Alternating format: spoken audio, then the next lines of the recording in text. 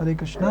आप सभी भक्तों का बहुत बहुत स्वागत आज के भगवत गीता भगवत गीता के श्रृंखला में। हम अध्याय 2 पर चर्चा कर रहे हैं और आज प्रद्युम्न प्रभु जो है अध्याय 2 से ही श्लोक संख्या 9 आई थिंक 9 लेंगे। तो प्रभु जी, ओवर टू यू प्लीज, आज का क्लास आगे ओके सर। बढ़ाइए। जी प्रभु जी, धन्यवाद। हरे कृष्ण। हरे कृष्ण। मंगलाचरण से शुरू करते हैं, ठीक है यस प्रभु जी। यस यस प्रभु। ओम अज्ञानतिम्रान्धस्य ज्ञानञ्जनशलाकया चक्षुरुन्मिलितं येन तस्मै श्रीगुरुवे नमः। श्रीचैतन्यमनोभीष्टं स्थापितं येन भूतले स्वयं रूपः कदा मह्यं ददाति स्वपदान्तिकं। वन्दे अहं श्रीगुरुः श्रीयुत्पत्कमलं श्रीगुरून् वैष्णवांश्च श्रीरूपं साग्रजातं सहगण रघुनाथान्वितं तं सजीवं साद्वैतं सावधूतं परिजनसहितं कृष्णचैतन्यदेवम् श्री राधा कृष्ण पादान् गणललिता श्रीविशाखावितांश्च। हे कृष्ण करुणा सिन्धु दीनबन्धु जगत्पते गोपेश गोपिकान्त राधाकान्त नमोऽस्तुते। तप्त काञ्चन गौराङ्गी राधे वृन्दावनेश्वरी वृषभानुसुते देवी प्रणमामि हरिप्रिये। वाञ्छाकल्पतरुभ्यश्च कृपा सिन्धुभ्यैव च पतितानां पावनेभ्यो वैष्णवेभ्यो नमो नमः। जय श्री कृष्ण चैतन्य प्रभु नित्यानंद श्री अद्वैत गदाधर शिवासादि गौर भक्त वृंद। हरे कृष्ण कृष्ण कृष्ण कृष्ण कृष्ण हरे हरे हरे हरे राम राम राम राम हरे हरे।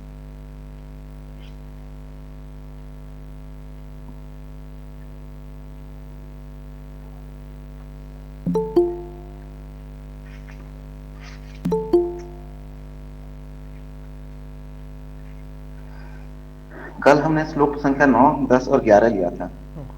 तो रिकैप जो करेंगे, इन्हीं माता जी या प्रभु जी को थोड़ा बहुत याद हो तो रिकैप करें, फिर कुछ रुकेंगे तो मैं बताऊंगा। हरे कृष्ण। हरे कृष्ण जी। हाँ माता जी को बताएं।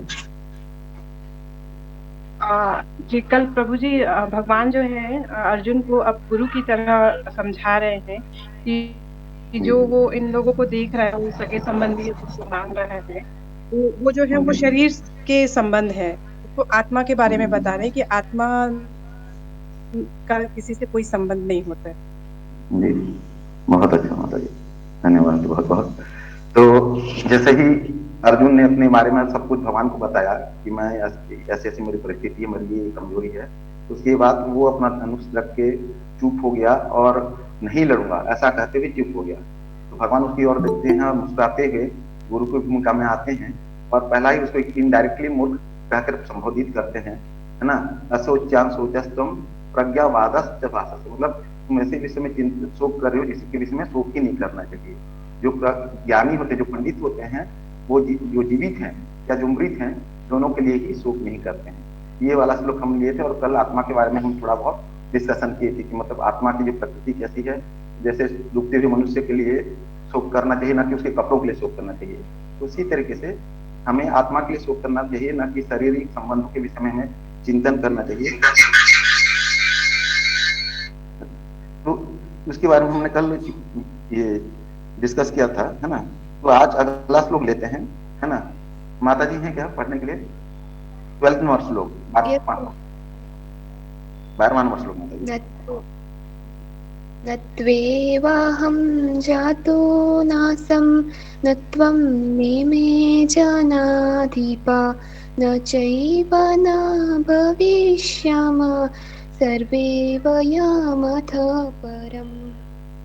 मैं थोड़ा सा आज से थोड़ा सा चेंजेस कर रहा हूँ, क्योंकि ये हमने क्लास के हिसाब से लिया था, लेकिन क्या हो रहा है, श्लोक पढ़ रहे हैं डायरेक्ट हम मीनिंग ले ले रहे हैं। क्योंकि इसको कक्षा के हिसाब से या कोर्स के हिसाब से डिस्कस कर रहे हैं, तो हम एक एक शब्दों का भी आज से डिस्कस करेंगे अगर हो सके तो, है ना। तो उससे क्या होगी कि हमें श्लोक कैसे पढ़ना है और कैसे संधि विच्छेद हमें पता चलेगा। ना जो है सभी को पता है, ना का अर्थ होता नहीं, है ना। किसी को ऐसा तो नहीं कि ना का मतलब सभी को पता है, ना का मतलब नहीं।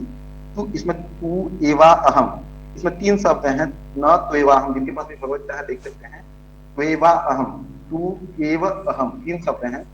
तो तू का मतलब लेकिन, एव निश्चय ही, अहम, अहम मतलब होता मैं, ठीक है। जातु, जातु मतलब किसी काल में। नासम, नासम मतलब 2 वर्ड है, न आसम। तो न मतलब फिर से नहीं और आसम का मतलब था। ठीक है। न तू एवा हम जातु नासम, है ना, मतलब ऐसा नहीं है कि मैं किसी काल में नहीं था, भगवान ये बता रहे हैं।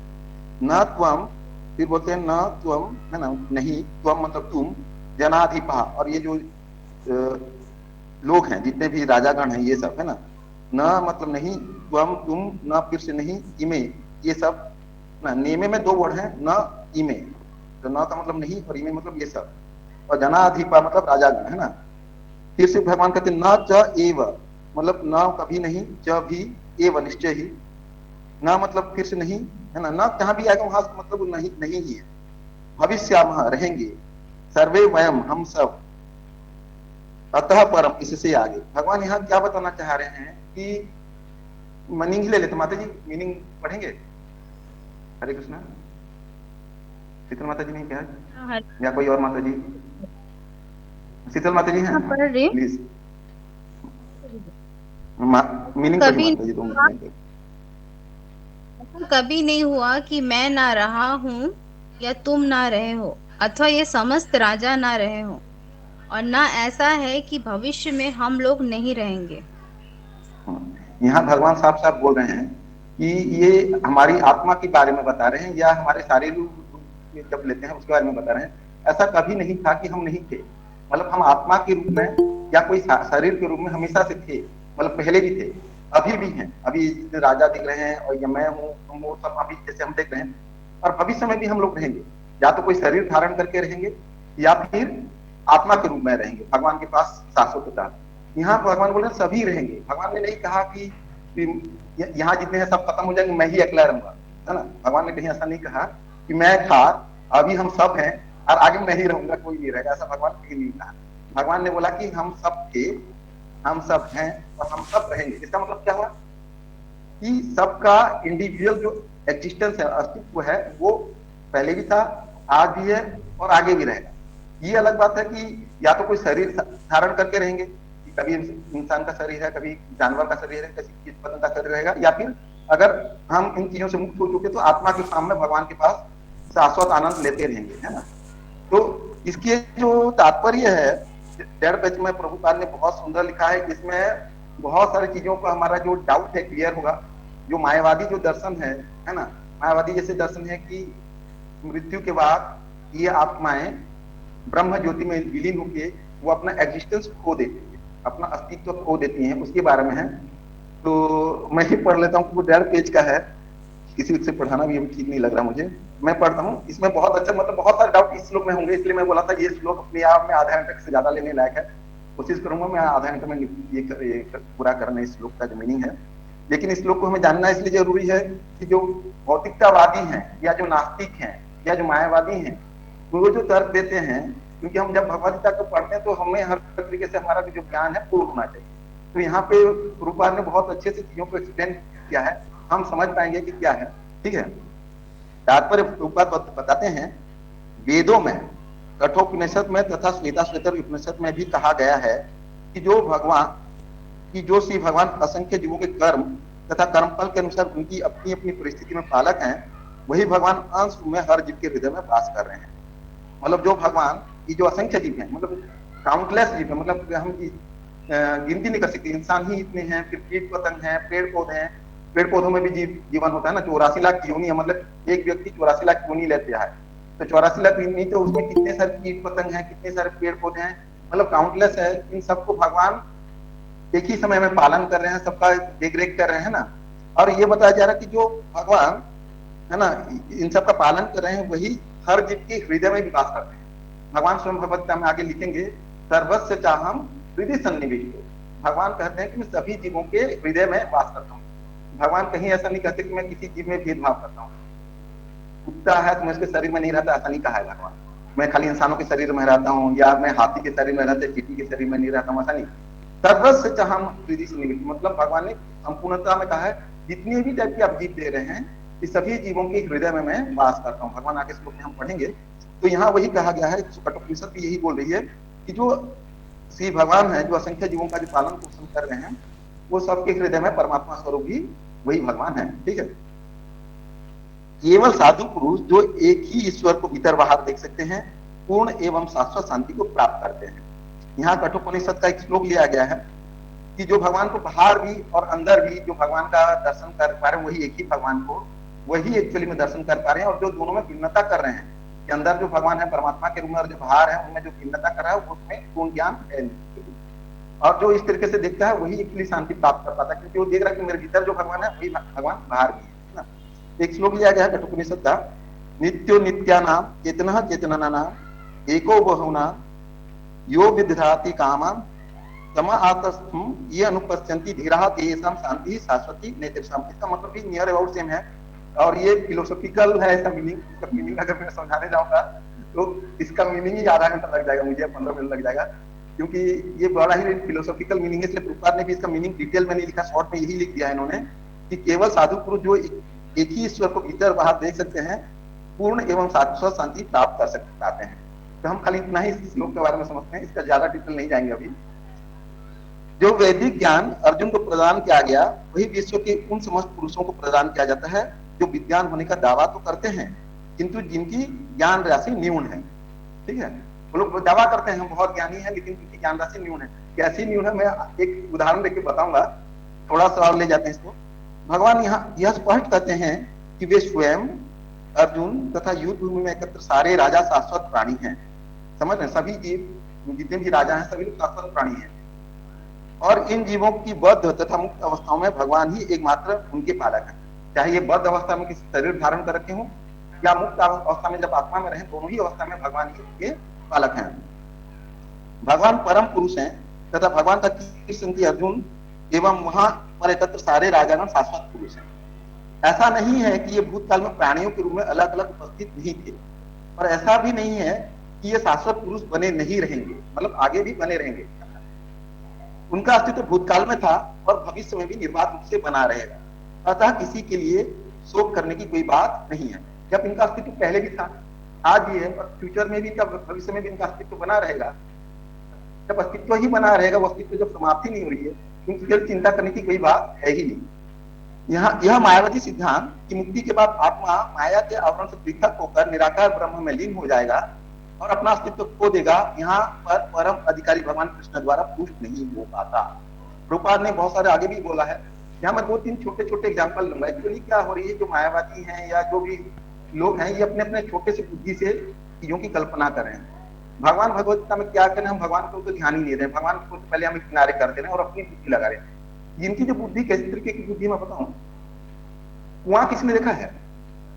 कुआं जो रहता है, जैसे गांव में रहता है कुआं रहता है, वो कुएं में मेंढक भी रहते हैं और वो जो मेंढक रहते हैं उन मेंढकों का दुनिया उस कुएं के परिधि के अंदर ही है। अगर वो कुएं का मेंढक ये बोलेगा, इसको प्रशांत महासागर के बारे में बताया जाए, प्रशांत महासागर है ना, सबसे बड़ा महासागर में है प्रशांत महासागर, प्रशांत महासागर के बारे में सोच ही नहीं पाएगा। उसको लगेगा ये कुआं जो साइज है उसके लिए यही है। और वो इस तरीके से जो दूसरी या तीसरी क्लास में हमने पढ़ा भी था, शायद आप लोगों को किसी को याद होगा, तो एक मेंढक रहता है, उसने अपने बच्चों को बता दिया रहता है कि मैं दुनिया का सबसे बड़ा जीव। ठीक है, ये इसी मेंढक के करके मैं जब मायावादी के बारे में, नास्तिकों के बारे में पढ़ता हूँ तो मुझे मेंढक की कहानी याद आती है। तो ये मेंढक का कहानी बहुत सटीक बैठता है इन लोगों के ऊपर। तो मेंढक कहता है कि मैं सबसे बड़ा प्राणी हूँ, अपने बच्चों को सिखा के रहता है। एक बार मेंढक कहीं बाहर गया रहता है और बच्चे किनारे में, जो तालाब के किनारे तैरते, मतलब खड़े घूमते रहते थे, में एक सांड आता है और पानी पीता है। तो ये लोग देखते बच्चे डर जाते हैं और झाड़ी में छुप जाते हैं, देखते हैं ये तो बहुत बड़ा अजीब है सांड। ठीक है, और जब सांड चला जाता है डरे डरे एक जगह छुपे रहते हैं। उनकी माँ आती है, बोलते क्यों डर रहे हो? बोलते हैं कि हमने ना बहुत बड़ा जीव देखा। तो उनकी माँ बोलती क्या मुझसे भी बड़ा जीव देखा? बोलते हाँ आपसे भी बड़ा जीव देखा। नहीं ऐसा हो नहीं सकता, मैं सबसे बड़ा जीव हूँ। वो सांस को भरती अंदर और खुद को फुला देती थोड़ा सा। तो बोलती है कि इससे भी बड़ा था? तो बोलते हाँ इससे भी बड़ा था। वो सांस को फिर और अंदर खींचती है और फिर खुद को फुला लेती है। अब बच्चे बोलते हैं हाँ इससे भी बड़ा था। इससे करते करते वो मेंढक वहां पे फूट जाती, मतलब उसके इतना सांस अंदर खींच लेती है कि फट जाती मेंढक। तो ये जो मायावादी है और नास्तिक है, इसी तरह इनकी बुद्धि तो सीमित है, इनकी में ज्ञान की भी कमी है, लेकिन ये अपने को बहुत ज्यादा दिखाने के चक्कर में ये सोचते हैं कि भगवान नहीं है या भगवान है भी और हम हैं तो हम एक ही हैं। वो अद्वैत को मानते हैं। अद्वैत मतलब भगवान परमात्मा और हम एक ही हैं। अहम ब्रह्मोस्मि, अहम ब्रह्मोस्मि का जो कॉन्सेप्ट है वो कॉन्सेप्ट दूसरे तरीके से है। मतलब हम ब्रह्म के पार्ट है, ब्रह्म के पार्ट है, इसलिए हम भी ब्रह्म के समान है। ब्रह्म के समान है, ब्रह्म के बराबर नहीं है। समझ रहे हैं? जैसे समुद्र का पूरा पानी है और समुद्र का एक बूंद है, दोनों में फर्क है क्या? नहीं है। जो समुद्र के जो लवण है वो इस बूंद में भी है, लेकिन फर्क किसमें है? फर्क है मात्रा में। ये सिर्फ एक बूंद है, ये एक बूंद स्वयं को समुद्र नहीं कह सकता। ठीक है, गुणों में समान है, उसमें जो लवण के तत्व हैं यहाँ भी वो लवण के तत्व हैं, वहां पोटेशियम है तो यहाँ भी पोटेशियम होगा, वहां सोडियम है तो यहाँ भी सोडियम होगा। जो जो वहाँ के गुण है उस पानी समुद्र में, उसके एक बूंद पानी में भी वो गुण है। लेकिन एक बूंद कभी भी ये दावा नहीं कर सकता कि मैं स्वयं में समुद्र हूँ। वही सिचुएशन हमारे साथ है। हम जितनी आत्माएं हैं, हम ये जो दावा करना कि हम परमात्मा हैं, ये हमारी मूर्खता है। दूसरा नंबर चीज यहाँ पे ये मैं बताना चाहूँ कि यहाँ पे इन्होंने क्या कहा है कि यह मायावादी सिद्धांत की मुक्ति के बाद आत्मा माया के वार से पृथक होकर निराकार ब्रह्म में लीन हो जाएगा और अपना अस्तित्व खो देगा। यहाँ पर परम अधिकारी भगवान द्वारा, कृष्ण द्वारा पुष्ट नहीं हो पाता। कैसे पुष्ट होगा? भगवान तो बोले ना पहले भी हम थे, है ना, आज भी हैं और आगे भी रहेंगे। जब आगे भी रहेंगे, भगवान स्वयं बोल रहे हैं और ये बोले कि वो अपना अस्तित्व समाप्त कर देगा मुक्ति के बाद, तो फिर तो भगवान को बोले कि शाश्वतता जो है आत्मा की वो तो खत्म हो जाती है, या तो भगवान से ही है या फिर मायावादी से ही है। दूसरी नंबर चीज, मायावादी की जो मजाकिया चीज है, बोला जाता है कि मुक्ति के बाद हम आनंद में रहते हैं, है ना।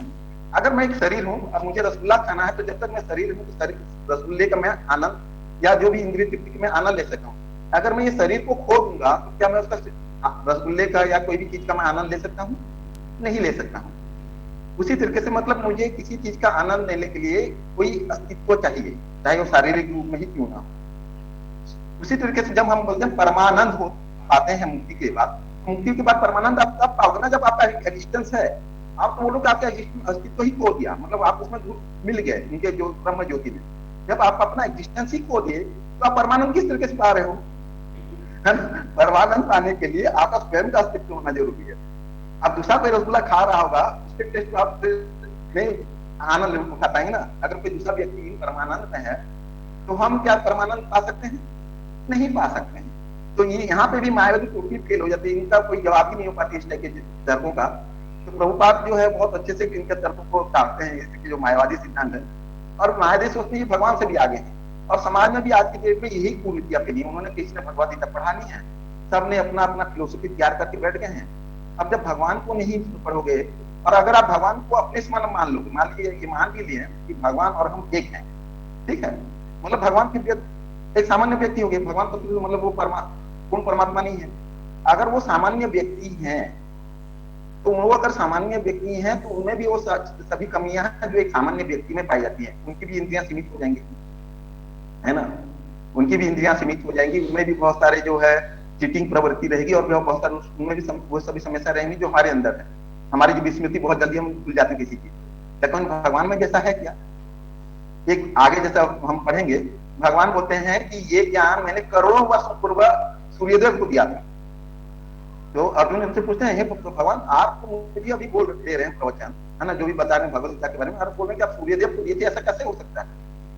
तो भगवान बोलते हैं अर्जुन तुम्हें वो सब चीजें याद नहीं है, और मुझे पता है क्योंकि मुझे तीनों काल का ये हूँ दृष्टा हूँ। मतलब भगवान को करोड़ों वर्ष पूर्व, मतलब 1-2 वर्ष नहीं या 100 वर्ष नहीं, 1000 वर्ष नहीं, करोड़ों वर्ष पूर्व किसको उन्होंने दिया था प्रवचन, वो भी भगवान का मस्तिष्क में है। अब जो इतनी सारे जीवों को जो मैनेज कर रहा है, सोचिए उनकी मेमोरी कितनी स्ट्रांग होगी, है ना। तो भगवान हमसे परे हैं, और हम ये सोच बैठे हैं कि भगवान और हम एक समान है। ये हमारी सिर्फ मूर्खता के सिवा कुछ नहीं, हास्यास्पद है। और अगर भगवान और हम एक समान है तो भगवान के ये जो दिया गया भगवद गीता के जितना भी प्रवचन है, इसका अर्थ ही नहीं रह जाएगा। वही प्रभुपाद बहुत अच्छे से बता रहे हैं। आगे मैं पढ़ते जाता हूँ, फिर बताते जाऊंगा आपको। न ही इस सिद्धांत का समर्थन हो पाता है कि बद्ध अवस्था में ही हम अस्तित्व का चिंतन करते हैं। हाँ, जो अस्तित्व का चिंतन ही नहीं पाएगा, अगर जो मायावादी की बात करें कि हम ब्रह्म में लीन हो जाएंगे, अपना अस्तित्व खो देंगे, तो फिर अस्तित्व का चिंतन ही प्रॉपर वे में नहीं हो पाएगा। यहाँ पर कृष्ण स्पष्टतः कहते हैं कि भगवान तथा अन्यों का अस्तित्व भविष्य में भी अक्षुण्ण रहेगा, जिसकी पुष्टि उपनिषदों द्वारा भी होती है। उपनिषद भी यही कहते हैं कि जो जीव है वो शाश्वत है, वो शाश्वत है। वो मतलब ऐसा नहीं है कि क्षणिक है, आज है और कल नहीं रहेगा, ऐसा नहीं है। क्योंकि शाश्वत जीवों की शाश्वतता को भी कहा गया कि वो शाश्वत जीव है। कृष्ण का यह कथन प्रामाणिक है, क्योंकि कृष्ण मायावश्य नहीं है, भगवान माया के आवरण में नहीं है। जैसे हम माया के आवरण में हैं, हम अब परसों क्या सब्जी खाए थे, शायद ही हमसे कोई बता पाएगा। हो सकता माफी जी कोई मेमोरी बता दें, लेकिन कोई भी प्रभु जी शायद ही बता पाएंगे परसों रात को उन्होंने क्या सब्जी खाया था। तो मेमोरी इतनी कमजोर हमारी है, परसों क्या हुआ था हमें ये नहीं पता, भगवान तो करो बस पूर्वक क्या हुआ था वो बता रहे हैं यहाँ पे। तो भगवान माया के आवरण में नहीं है, और हम माया के आवरण में रहते हुए हम ये सोचते हैं कि जो भी कर रहे हैं हम करें। ये हमारी सिर्फ मूर्खता है, हास्यास्पद स्थिति हमारी, हम वो कुएं के मंडा थे के लिए। यदि अस्तित्व तथ्य न होता तो फिर कृष्ण इतना बल क्यों देते, और वह भी भविष्य के लिए। प्रभुपाद कितनी एक एक लाइन कैसे पकड़ के, एक एक वर्ड कैसे पकड़ के समझा रहे हैं, समझिए क्या बोल रहे हैं। यदि अस्तित्व तथ्य न होता तो फिर कृष्ण इतना बल क्यों देते, और वह भी भविष्य के लिए। मायावादी यह तर्क कर सकते हैं कि कृष्ण द्वारा कथित अस्तित्व आध्यात्मिक न होकर भौतिक है। मायावादी ये भी कह सकते हैं, ये श्लोक को लेके है ना, हर श्लोक में मायावादी अपना अलग तर्क देना शुरू कर देते हैं। वो ये कह सकते हैं ये जो भगवान बोल रहे हैं, ये जो अस्तित्व की बात करें भगवान, ये आध्यात्मिक अस्तित्व नहीं, आध्यात्मिक मतलब आत्मा लेवल का अस्तित्व, आध्यात्मिक अस्तित्व की बात नहीं है, ये भौतिक अस्तित्व की बात कर रहे हैं। भगवान ऐसा बोल सकते हैं। यदि हम इस तर्क को कि अस्तित्व भौतिक होता है स्वीकार कर भी ले, तो फिर कोई कृष्ण के अस्तित्व को किस प्रकार पहचानेगा, क्योंकि भगवान ने अपने अस्तित्व को अलग से और बाकी के अस्तित्व को अलग से नहीं कहा ना। भगवान ने सबके लिए कहा, मैं तुम और ये सब पहले थे, अभी भी हैं और आगे भी रहेंगे। ठीक है, तो क्या भगवान भी हमेशा भौतिकता वाली शरीर लेके रहे हैं? नहीं ना, भगवान तो आध्यात्मिक शरीर उनका है। फिर अगर मायावादी की इस बात को हम स्वीकार कर भी लें तो फिर भगवान का अस्तित्व का क्या? तो वो उनकी जो कंफ्यूजन और जो भी उनके तर्क हैं आधे अधूरे हैं, वो खुद ही कंफ्यूज हो जाते हैं जब हम इन चीजों को हम उनके सामने रखते हैं। तो कृष्ण भूतकाल में भी अपने अस्तित्व की पुष्टि करते हैं और भविष्य में भी अपने अस्तित्व की पुष्टि करते हैं। भगवान को ना भूतकाल में भी था, पहले भी था, भविष्य में भी रहूंगा, है ना। उन्होंने अपने अस्तित्व की पुष्टि कई प्रकार से की है और निराकार ब्रह्म उनके अधीन घोषित किया जा चुका है।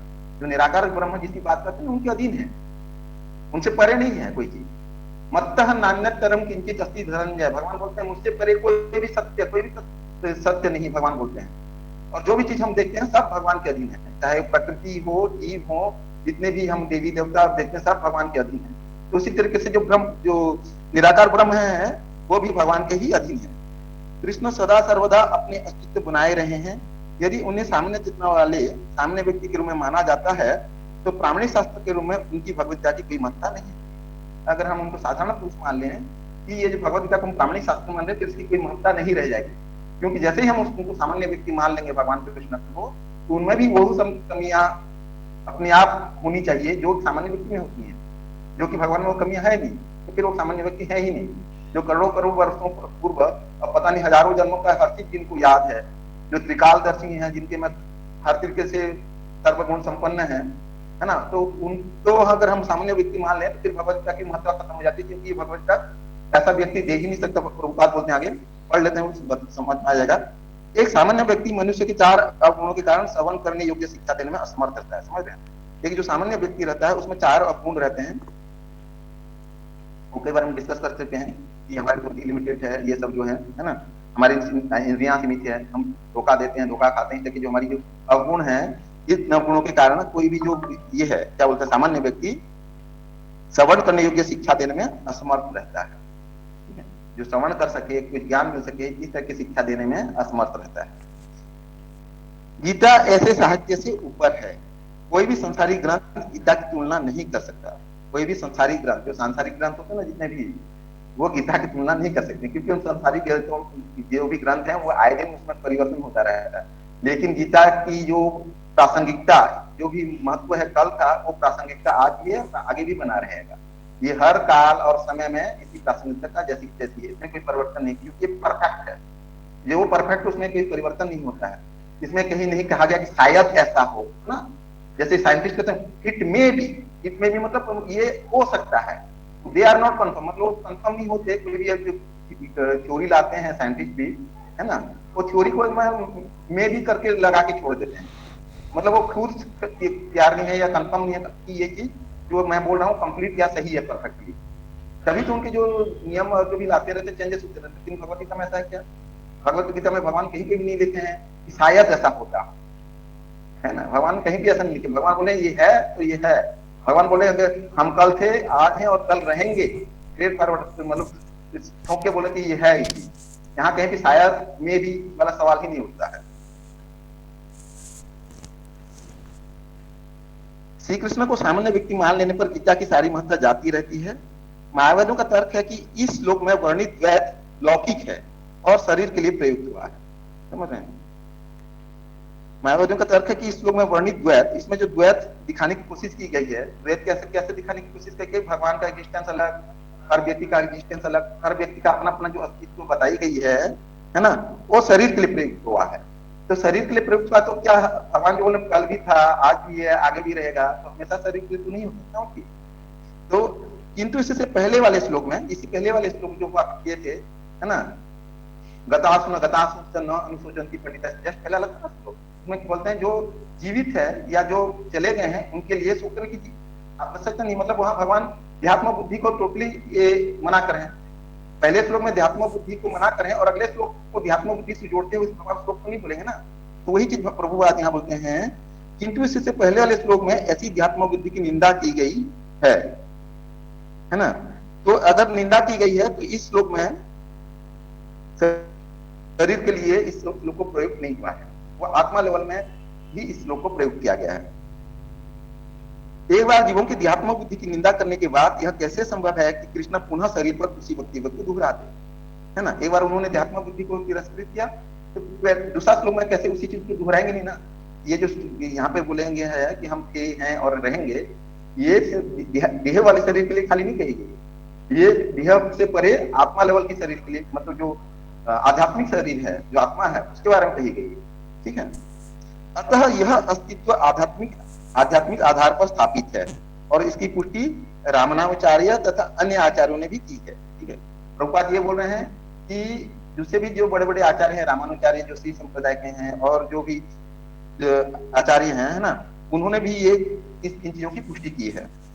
गीता में कई स्थलों पर इसका उल्लेख है कि यह आध्यात्मिक अस्तित्व केवल भगवत भक्तों द्वारा ज्ञेय है।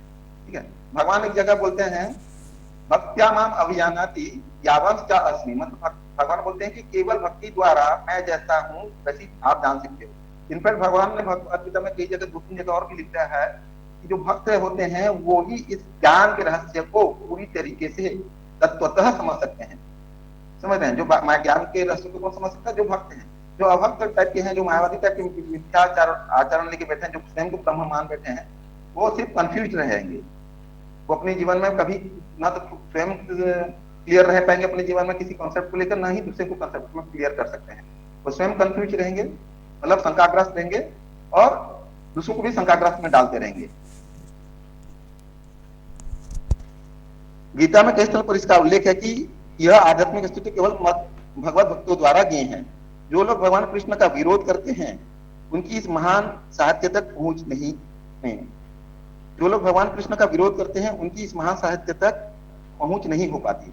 जो लोग विरोध करते हैं उनकी पहुंच होगी कि तो भगवान भगवत तक को टच भी नहीं करेंगे।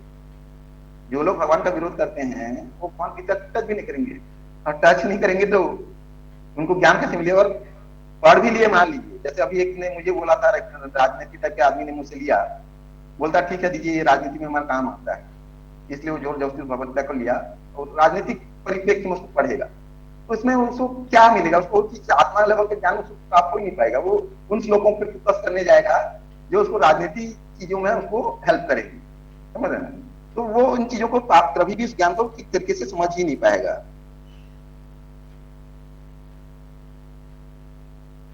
अभक्तों द्वारा गीता के उपदेशों को समझने का प्रयास मधुमक्खी द्वारा मधु पात्र चाटने के सदृश है। मतलब जो अभक्त गीता का उपदेश की विवेचना करते हैं, अगर कोई मधु का पात्र है, शहद, मधु पात्र मतलब शहद में डब्बे में अगर शीशी में भरी है, बोतल में, उसको बाहर से चाटने से, है ना, ज्ञान तो मिलेगा नहीं। उसका जो रस है शहद का वो मिलेगा नहीं। अभक्तों द्वारा जो भी विवेचना होती है उस तरीके से होती है। वो बाहर का रस समझाने के करते हैं, बाहर आप तो क्या बोलते हैं, बोतल को चाट रहे हैं उस कांच को, और ये सोच रहे हैं शहद खा रहा हूँ, लेकिन शहद का जो एक्चुअली रस है वो आप ले ही नहीं पाते हैं। शहद का एक्चुअली रस एक भक्त ले पाता है जो डब्बे को खोलकर मधु शहद को पी जाता है। ठीक है ना। पात्र को खोले बिना मधु को नहीं चखा जा सकता। इसी प्रकार भगवद गीता के रहस्यवाद को केवल भक्त ही समझ सकते हैं। क्यों भक्त समझ सकते हैं? क्योंकि भक्त उनको बहुत अच्छे से पढ़ते हैं, एक एक लाइन को भगवान क्या बताना चाह रहे हैं उसको समझने का प्रयास करते हैं, और जब वो समझने का प्रयास करते हैं उनको भगवान मान के, तो उसको ऐसी चीज स्वीकार करते हैं। और उसमें कुछ अगर डाउट है तो अपने जो गुरु हैं, जो भी आध्यात्मिक गुरु जिनके अंदर में उस चीजों का वो अध्ययन कर रहे हैं, उनसे प्रश्न पूछ के उसका समाधान भी कर लेते हैं। ठीक है, इसी प्रकार भगवद गीता के रहस्यवाद को केवल भक्त ही समझ सकते हैं, अन्य कोई नहीं। जैसा कि इसके चतुर्थ अध्याय में कहा गया, भगवान वही मैं बोला अलग अलग जगह में बोलते हैं कि भक्त्या ही माम अभिजानाति, या भक्त ही इस ज्ञान के रहस्य को समझ सकते हैं। भगवान ने 2-3 जगह इन चीज को रिपीट किया है आगे। न ही गीता का स्पर्श ऐसे लोग कर पाते हैं जो भगवान के अस्तित्व का ही विरोध करते हैं। वो लोग भगवत्या का स्पर्श भी नहीं कर पाते जो भगवान का विरोध करते हैं। भगवान का विरोध करके सही बात है, भगवान का छुएगा ही नहीं, उसको तो लगेगा भगवान है ही नहीं, जबकि भगवान मानता ही नहीं है वो, मतलब कृष्ण को जो भगवान मानता ही नहीं है, उनकी बोली गई बात मतलब भगवद गीता को वो क्यों सच करेगा, करेगा ही नहीं।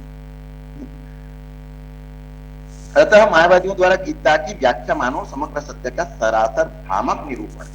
मायावादी जब ये गीता का व्याख्या करते हैं, ये कैसा है, समग्र सत्य का सरासर भ्रामक निरूपण है। भगवान चैतन्य ने मायावादियों द्वारा की गई गीता के व्याख्याओं को पढ़ने का निषेध किया है और चेतावनी दी है कि जो कोई ऐसे मायावादी दर्शन को ग्रहण करता है वह गीता के वास्तविक रहस्य को समझ पाने में असमर्थ रहता है। भगवान चैतन्य भी मना कर रहे हैं मायावादियों की गीता मत, जो हाथ से लिख रहे हो मत पढ़िए, क्योंकि वो अपने उन श्लोकों पे फोकस करना शुरू करेंगे जो भगवान का निराकार को जबरदस्ती प्रदर्शित करने की कोशिश करेंगे। जैसे इसी श्लोक में वो कोशिश करेंगे कि नहीं भगवान निराकार हैं, यहाँ भगवान ने सिर्फ शारीरिक स्तर पे लोगों को अलग अलग बताया, मतलब कल के आज हैं और हम रहेंगे, तो जब तक शरीर धारण के तब तक कहा है प्रभु ने, ये आत्मा लेवल की बात नहीं की गई इस श्लोक में। या इस श्लोक को रेगुलर करके दूसरे उन श्लोकों को पकड़ेंगे जहाँ थोड़ी सी मायावादी दर्शन जिनका पूरा होगा। ठीक है, तो चैतन्य महाप्रभु बिल्कुल भी मना करते हैं ऐसे लोगों को भगवद गीता को पढ़ने के लिए। यदि अस्तित्व का अभिप्राय अनुभव में ब्राह्मण यदि अस्तित्व का अभिप्राय अनुभव में ब्रह्मांड से है तो भगवान द्वारा उपदेश देने की कोई आवश्यकता नहीं। अगर ये जो अस्तित्व है सिर्फ ब्रह्मांड गम्य जो है, ब्रह्मांड से ही मात्र है, तो भगवान को ये उपदेश देने की जरूरत ही नहीं थी, क्योंकि वो आत्मा के तत्व दर्शन के बारे में क्यों बताएंगे, आत्मा के बारे में, आत्मा परमात्मा इन सब चीजों के बारे में क्यों बताएंगे, वो भौतिक चीजों के बारे में सिर्फ बात करनी है, तो भगवद गीता की कोई जरूरत वहां पे थी नहीं और वो उपदेश देते ही नहीं।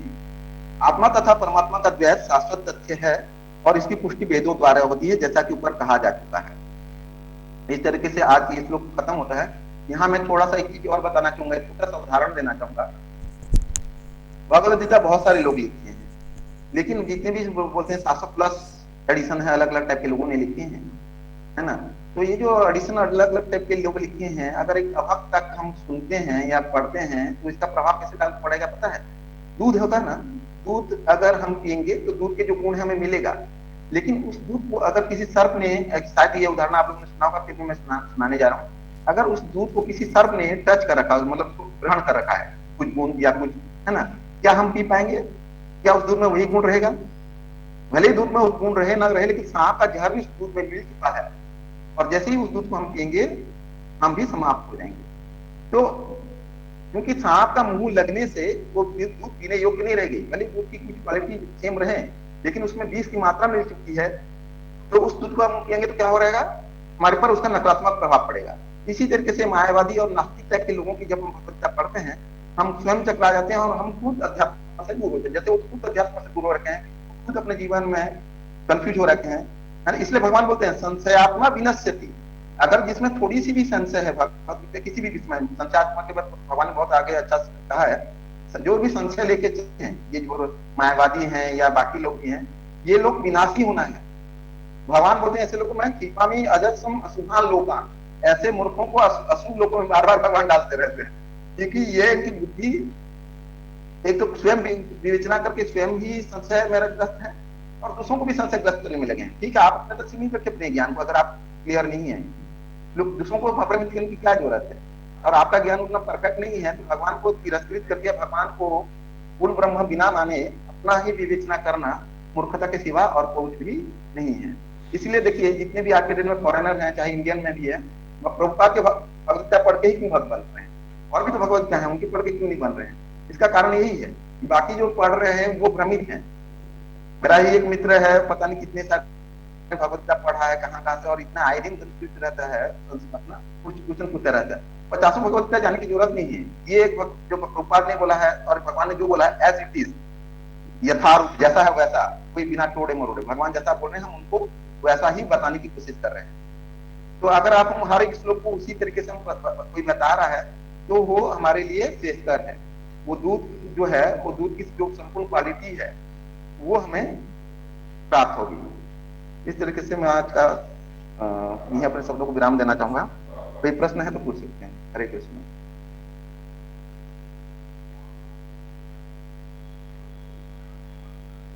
हरे कृष्णा। हरे कृष्णा। प्लीज़ आप लोगों का अगर कोई प्रश्न है आज के श्लोक से संबंधित तो आप पूछ सकते हैं। अगर प्रश्न नहीं है या कोई कमेंट है या से कोई भी अलग डाउट है वो भी आप पूछ सकते हैं। प्रश्न आने का मतलब यह है कि हम चीज़ों को ग्रहण कर रहे हैं। अगर प्रश्न हमारे मन में नहीं आ रहा है इसका मतलब है हमको और वर्क करने की आवश्यकता है।